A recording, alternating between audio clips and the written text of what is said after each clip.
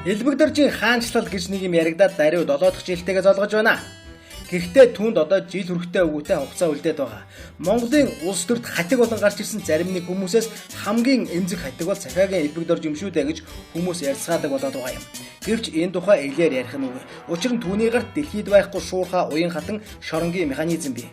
Бүхэл бүтэн улс орныг хаашин шөдлөхгүй атгаж байхын тулд ухаан заран байж үтээсэн шоронгийн энэ том төлбөрийг бүтээхийн тулд маш нарийн нөлөөд хийсэн байдаг.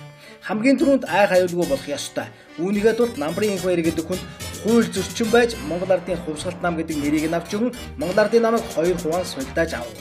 Ингэмэгцээ эхлээд баримжилж дараагаар нь хэргийг цуглуулдаг жишг тогтоолоо.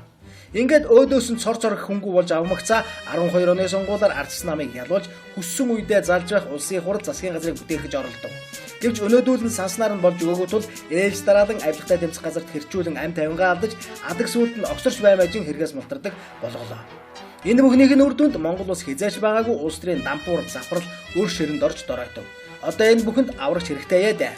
Ардчилсан нам нэгэн сэхэл авалгүй нам унсан тул Монгол Ардын намыг элтээр дэмжин санснаа хийлээ. Түүнд одоогоор ардчилсан нам нь хэрэггүй.